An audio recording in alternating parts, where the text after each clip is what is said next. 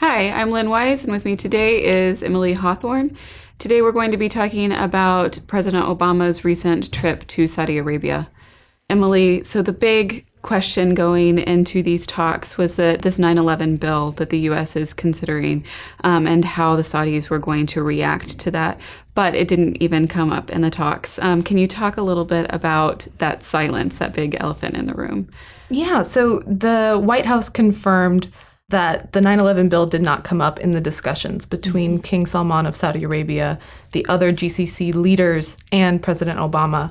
But this is not surprising because the threat that the Saudi foreign minister, Al-Jubeir, delivered to the White House that Saudi Arabia would pull back $750 billion worth of U.S. assets didn't actually make sense on paper. That kind of pullback of assets would risk mutual destabilization on both sides, for the U.S. and for Saudi Arabia.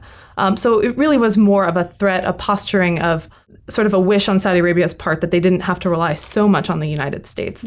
A similar feeling that the U.S. feels as well. But the reality is both the U.S. and Saudi Arabia need each other very much for mutual security, for mutual insurance of stability in the oil markets. But it did prompt important questions about just how many assets Saudi Arabia does hold in the United States.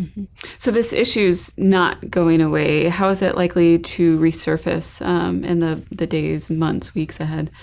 Well, Saudi Arabia's internal economic struggles guarantee that it's not going to be selling off a huge amount of assets anytime soon. Saudi Arabia does hold some very key assets in the United States. The $750 billion US dollar number is a combining of not only the treasuries, but also various assets that Saudi Arabia holds in the equity markets and other massive infrastructure projects. For instance, Saudi Arabia owns the largest refinery in the United States. Saudi Arabia is not looking to sell that type of asset anytime soon, especially considering the struggles economically that Saudi Arabia is working through and putting reforms in place to solve. So what was the discussion in Saudi Arabia if this big topic wasn't discussed? So of the topics discussed yesterday and today, the crisis in Yemen did come up.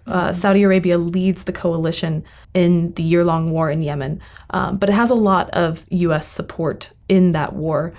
Also, the crises in Iraq and Syria have come up. And really, it's important to realize that the U.S. has provided a lot of security in the Gulf region, really as far back as when the British pulled out of the Trucial States in the late 1960s. That security relationship is intact. It's gone through a lot of changes over many decades, but it is still very much there. We provide a lot of support and equipment to our GCC allies. But the U.S. would like the GCC to take more of a leading role. Now, Saudi Arabia, for its part, does consider that it has taken a very leading role in ensuring regional security. Its efforts in Yemen are viewed by Saudi Arabia as Saudi Arabia taking the charge and ensuring some of its own security. Saudi Arabia has also marshaled the support of other nations around the world to try and put together an anti-terrorism coalition. So Saudi Arabia, for its part, sees its own efforts as having already answered the U.S. call for allies to take more responsibility in fighting terrorism.